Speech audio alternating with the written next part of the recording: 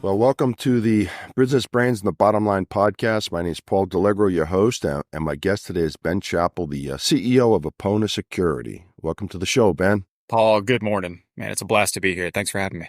Yeah, good morning to you. The one thing about these podcasts, you touch on something. I'm always reluctant to say good morning because some people might watch this at night. So I'm always wondering if I should or shouldn't. But since you said it first, good morning to you as well.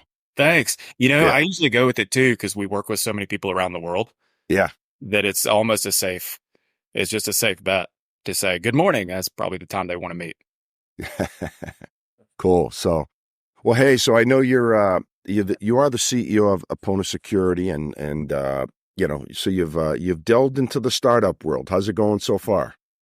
We're building. It's going really well. The business is growing. Customers have some really good feedback. And we're getting a lot of good and positive attention, and we've spent a lot of time on the road, which is a blast for our team. Yeah, to get out in front of.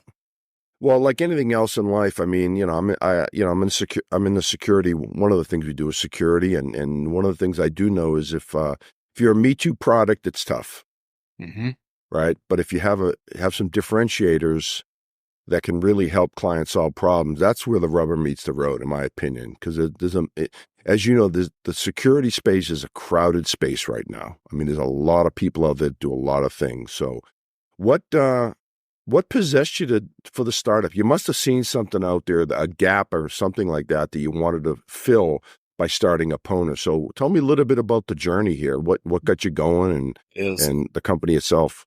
It is, man. It's two-pronged. It's a double-pronged approach. Number one is my background. So my background is working in master MSSPs, driving global go-to-markets for endpoint detection and being on the sonic wall, firewall side and building those practices. It's been in that detect and respond defender spec, and so I've been a defender and I've been the first call for many years. And I got tired of the defense, right? And eventually I started looking at this. I'm like, man, I've been talking about the same thing for 20 years. Okay. Are we actually good at what we're doing? Or could I add more value facing on the front end and being proactive through scanning assessments of source code and digging into source code where these breaches are actively happening, where they're coming from?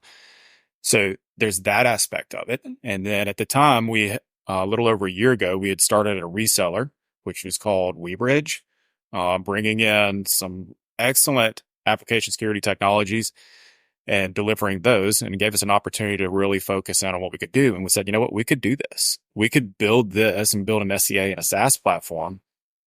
And ultimately, we could provide a better experience as what's in the market. Because I think it's two things. There's what you call out. It's a lot easier when you have that product.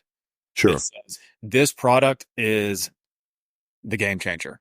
This is the Chat GPT of source code security. Well, we're not that. And nobody is, quite frankly, to that point. But what we could add is a lot of value in the experience of the organization. And so not as heavy on the product side. Do we have our differentiators? Of course. Can we excel over others? Of course.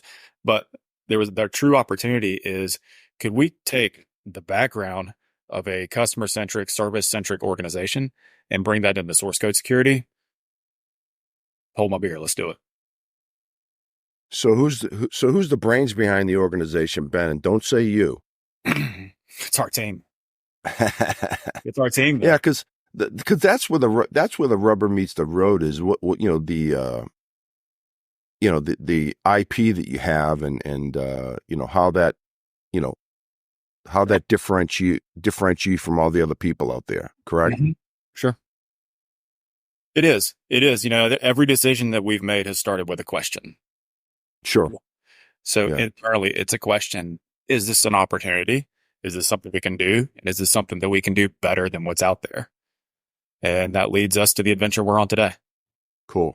So to clarify, you said you started a reseller, last year now, but this is a product, correct? APONA is not a reseller or a VAR or a value, whatever you want to call it. This is an actual product. That is correct. Yep. Okay, cool. Just want to clarify that just so the people out there kind of know where you guys sit. Um, so what was the main problem? Because I'm always fascinated by security, right? Because there's so many avenues around security. What was the main problem that you were looking to address when you started APONA? Like, what's the gap? What's the real gap that you fill? So one is I wanted to be able to do what the others could do equal. Okay. I wanted to say equal because there's a lot of guys that are really good at scanning, and there's a lot of open source vulnerability platforms that we can Sure. pull from OWASP top 10 and all that's out there. But we want to deliver a better outcome. And so what we found are there were massive gaps in the support and the service levels from other organizations. And I don't want to name drop them, right? Sure. Yeah. And I think ultimately, like the reality of it is there's chocolate and vanilla. Some people Yeah. will prefer for you to stay out of my life, and some people will say, you know what, I'd like to have one throat to choke when it comes to full layer support on this and a white glove experience.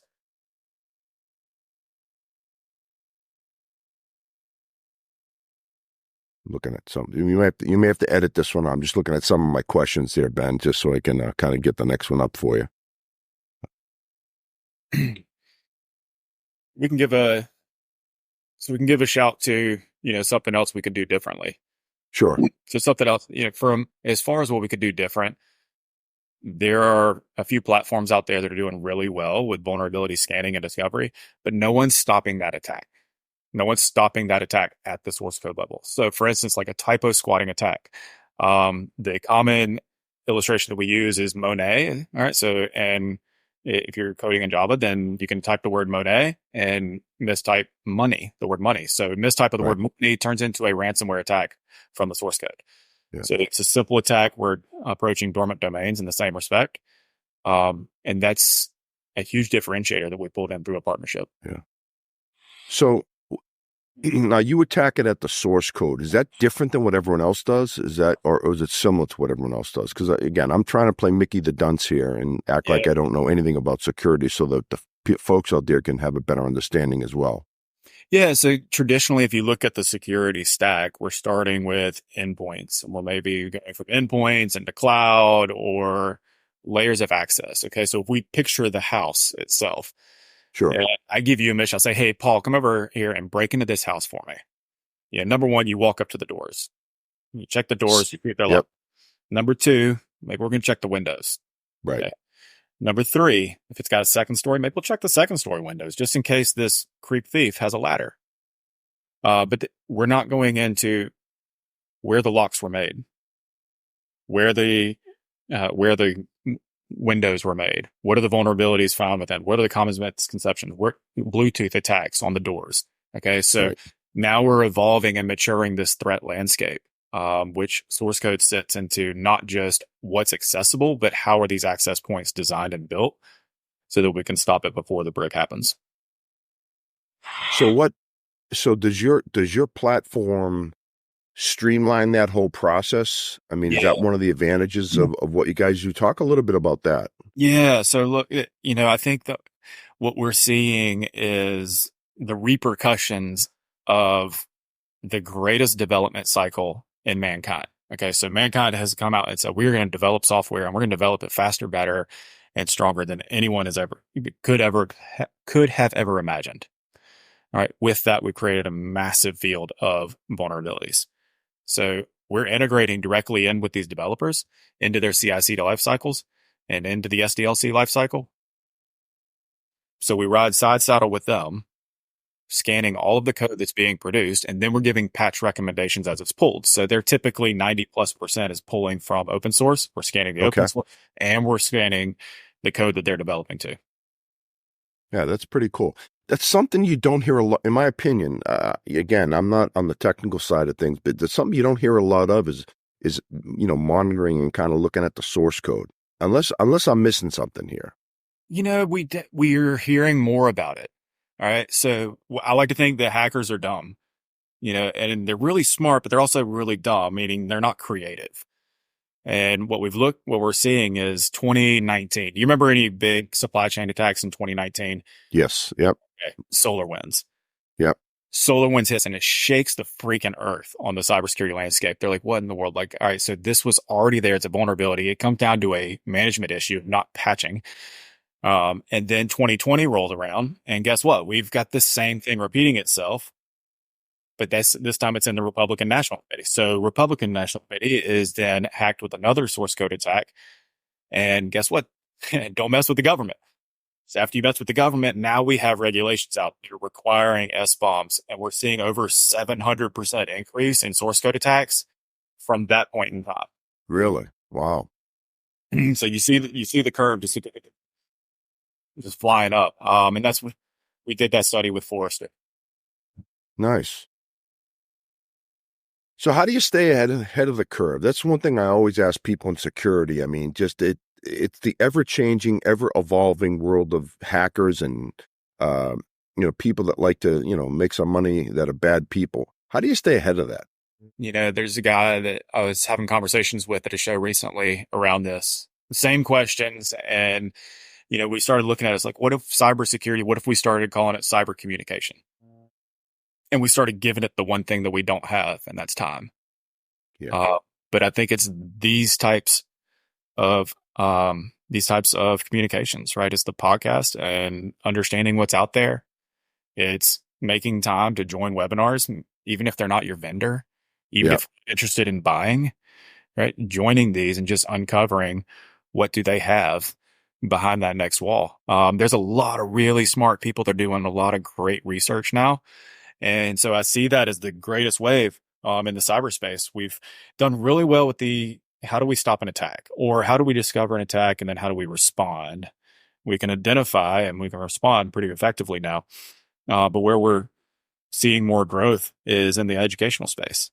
Really? Why do you think that is? Tech. I think we finally have it. AI, as much as it's hurting us, is also helping us in some of this discovery. Our computing powers are great. And also just natural. It's organic growth of information. So this organic growth from this is what we were dealing with 12 and 15 years ago has now become old news, right? For 10 years ago, we continue to develop. But there's also more of it. There's more focus. Universities. There's not a university in the country that doesn't offer a cybersecurity program now. Yes. Yeah. And so the education does become power, and that knowledge does become useful out the other end. Yeah. I mean, what are, we see a lot of organizations that kind of, I would say it's really, in my opinion, it's changed drastically over the past, say, 5, 6, 7 years. Before, security used to be, well, we haven't had a problem yet. We don't have anything budgeted for that security yet. Then all of a sudden they get hit and it becomes an issue. But I think that's changed. People are so aware of it right now that they are budgeting and trying to get a security posture in place that'll help them in work. I mean, what are you seeing out there? It's money. Yeah. It's money. I think if you look at the insurance policies and cyber insurance policies, they've done a really good job of bringing awareness to critical infrastructure and code and different areas of cloud, right? And this rush to the cloud. And that was the other great concern for our space is this rush to cloud, even after the 2019, 2020 era, when organizations were just dumping everything that they could possibly into the AWS and IBM clouds and the Microsoft clouds out there. How are those going to be secure? It's like, well, we'll figure it out later, right? Like they've got it. They've got the ISO certifications. They're leaving up their clouds. So I think that's a major part of it. Yeah. But how safe is the cloud though? I mean, granted, you throw IBM and Azure and Google and all these people that have the big cloud presence, Azure. I mean, are they really safe though? I always wonder that. Safe is an outcome. It's a relative term, right? Yeah. I think that's up to perception. And I still look at clouds the same as I look at firewalls, or the same I look at as antivirus or any other technology. Is the same as the Ford Mustang that might be sitting in your garage. And that Mustang is going to be about as safe as you drive it. I still think there is a responsibility that is, not overlooked, thankfully, by many organizations. Now, the difference there is, do the organizations have the resources and staff to be able to effectively manage some of these technologies? That's where, that's where it sits. And if they don't, will they put the budget in place to partner? Because there's a lot of organizations out there that are really good at providing these managed services, that are far more secure. They also have their own backup teams, right? So it's out there. It's out there. I do think we can get secure, but it's a human element issue. Okay, so take the Yeah. reward up. Like it's Yeah. again, it comes back to money. As long as there's money on the other side, there's going to be money getting pulled from the other. It's funny you just touched on a good point. The biggest threat factor I think is people, right? Just clicking on the wrong thing, do it because we're always. I know you personally, my personal email, my business. I'm always getting these suspicious emails to click on things, and I've been guilty. I've clicked on a few things I shouldn't have, but as a general rule, I try to be very leery, and I try to educate my kids to do not click on a link. Mm-hmm. If your bank sends you an email that says we need information, go to the website yourself, log in and see if they actually need that information. Don't just click on a link, and I tried to tell them, so hopefully haven't heard any problems yet, but we will see. It's still early. Sometimes I think of just the human element in cyber is similar to like going camping. And illustration is, if I take my kids camping and we get out of the car and we get on the trail and we walk down the trail to where we go to get in the tent, they're probably going to be safe. Right? Where an accident happens is where one of us decides to go off the trail. And once we start whittling the wood, we might cut our thumb off. Right. We start playing and throwing rocks in the river. That's when we fall in the water. Yep. And so it's the same for the end user training is stay the course, stay on the trail, and you'll be far less, vulnerable, we'll say, to those types of attacks. Yeah. One thing we see, and I think it's changing, is that the education, Mm-hmm. the awareness training of security, and then not publicly shaming employees. I think that used to be a way, people getting threatened. If you click on that one more time, you're going to get fired. Versus what that promotes is people just not saying a word, right? Just not coming forward and say, hey, because, we have a system in place at our company. If we see anything suspicious, we have a way of reporting it, right? Mm-hmm. And I think it's getting better. I still think it's not 100%, but the public shaming piece has got to really go away for this to be effective, I think. So have you seen organizations that actually call people out individually? Well, we're a vendor, so I don't see it, but I hear it. Okay. I hear it. But it's changing, though. I think that it is changing. Because the public shaming never works. Right. It's right? interesting to me, though. So we've had talks before around best practices, cybersecurity practices. And I've used the reference, too, of the streetlights, where if there's an employee or someone who's a constant problem, they're not coming home before the streetlights come on, right? You don't just keep telling them, hey, you need to come home. Hey, you need to come home. Sure. You need to stay on the street. You need to do, eventually, you throw them in their room and they're grounded.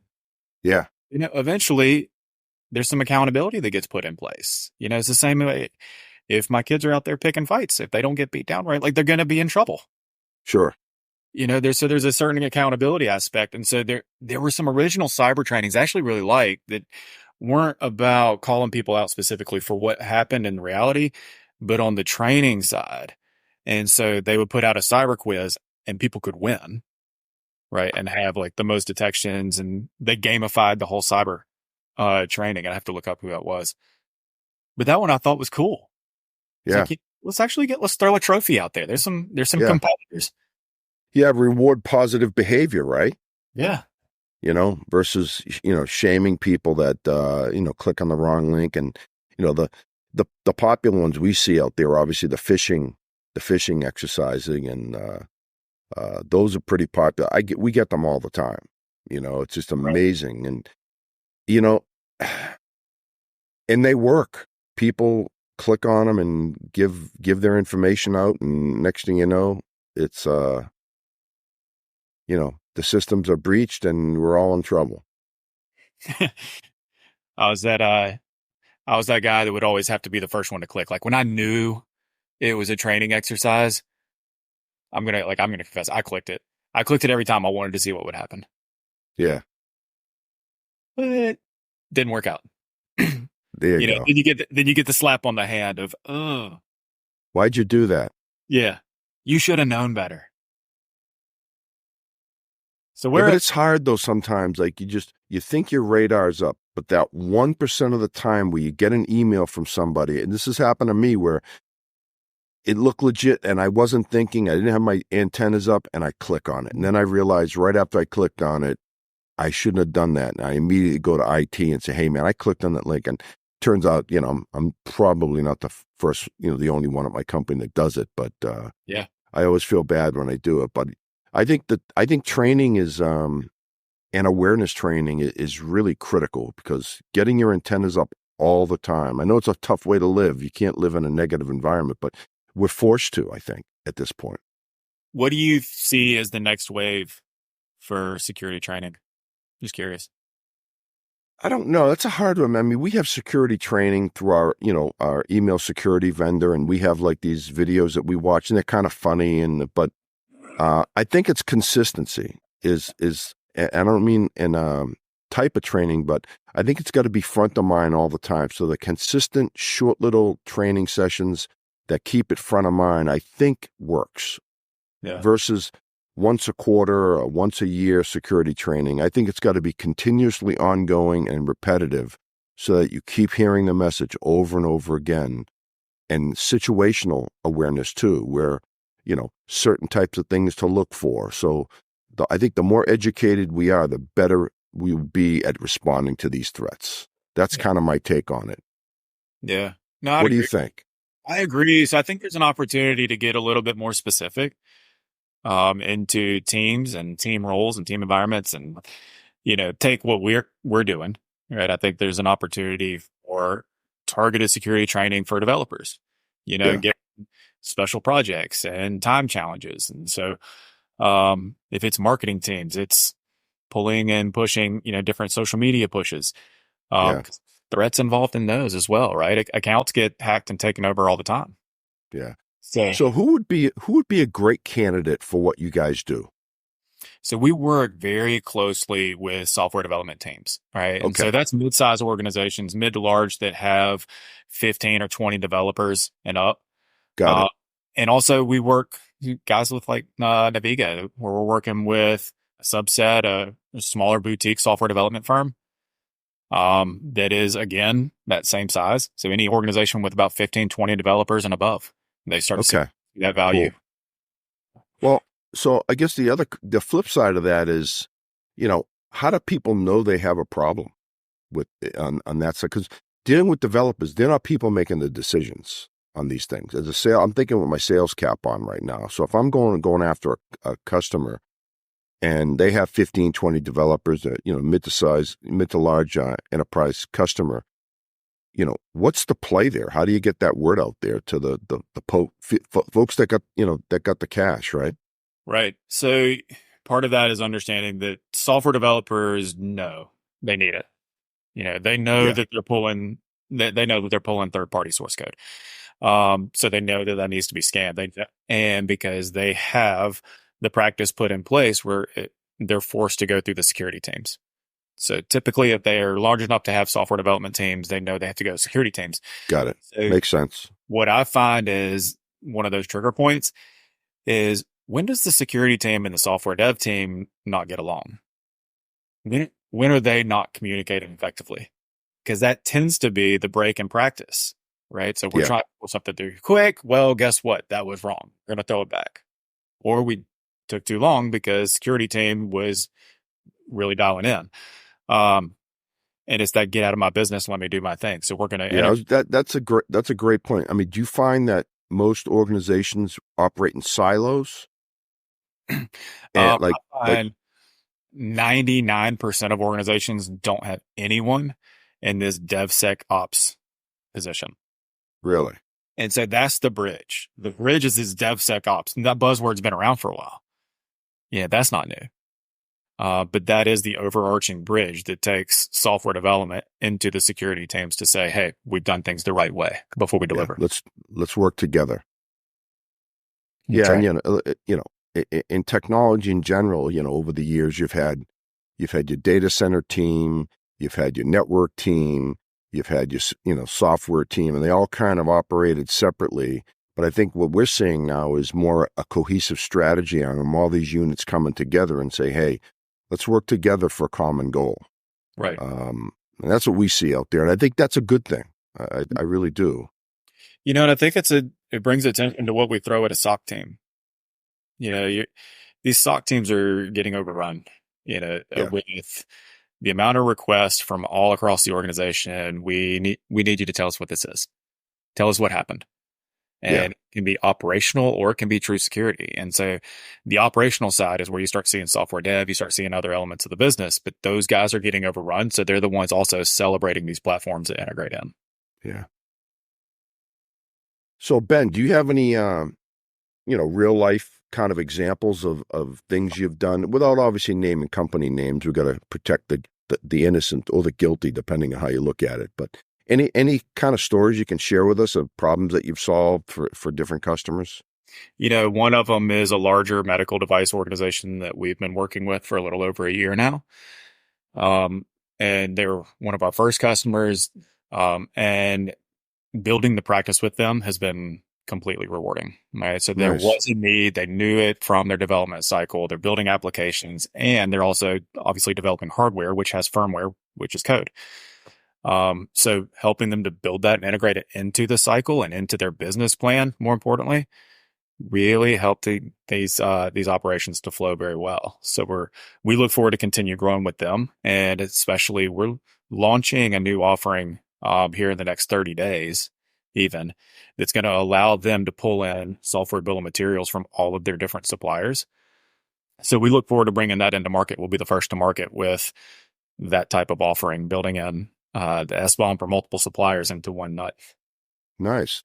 Sounds like a nice partnership, and I think that's really one of the key words right there. Is your customers have to be your partners, and you work to develop these things together versus just being a vendor versus a partner. Two different things, as you know. That's right. That's right. The vast majority of individuals that are in senior leadership roles for security have been there for more than 5 years, and often more than 10. And so they appreciate having the same person to have conversations with and help them deliver new practices. And that's half of our goal in delivering Yeah, this solution. nice. That's when just getting off track of like technology. That's when sales becomes fun to me. When you have trust, you have that trusted relationship between the customer and the partner. It's not always going to be perfect, Mm-hmm. right? There's going to be problems along the way, but as long as you have faith in each other, it's nice to work to a common goal. And then when you succeed, it gives you a great feeling versus, you know, buying product, right? Anyone can sell product. They can buy a server from anywhere. They can buy a storage array. They can buy a network switch from anywhere. But you're not really adding any value if you're doing that. So it's always, one of the things we try to do is our company is probably 2/3 of our employees are on the technical side. So we really try to add value from a technical standpoint. It sounds like you guys are doing the same thing. I think so. Good things come from those who can, and great things come from those who care. Yeah. And that's where we're Yeah. going. Yeah. You're touching on a great point. It's like you got to care about your customers, and you got to almost like, become, they're not like a spouse, but, you spend a lot of time with these people, and you've got to have that trusting relationship. So I think you're on the right track. It sounds like you're doing good things, and it sounds like you got a good niche, and I think it sounds like you're going to be very successful at this. Thank you. When you reach $1 billion in revenue, Ben, I'll have you back on the show. All right. Hey, me and you are going fishing when that happens. Well, I don't fish. I have fished, but I don't fish. But I think I will go fishing with you in that regard if that happens. I'll take you out then. I was going Sounds good. Sounds good. Well, Ben, if someone wanted to get in touch with you or APONA, how would they do it? My email address is benc@apona.ai. We'll Okay. drop that in the notes. It directly having a conversation with me, we'll build it into the team. APONA.ai is our website. We have contact form. We'd be more than happy to show you around the project, give you a week demo on the platform, and we'll take it from there. Sounds good. And obviously they can reach out to you on LinkedIn as well. It's Ben Chappell, Yes. APONA Security. So best of luck, Ben. I'm always intrigued by startups and new technologies out there, and it sounds like you got some great differentiators. So I think I expect good things out of you and APONA for sure. Thank you, Paul. I do appreciate it, man. All the support goes a mile. Yeah, awesome. Well, that's a wrap for Business Brains and the Bottom Line. Until next time, and Ben, thanks for being on the show. Really enjoyed it, and best of luck. You're welcome. Thank you, Paul. Oh, you're welcome.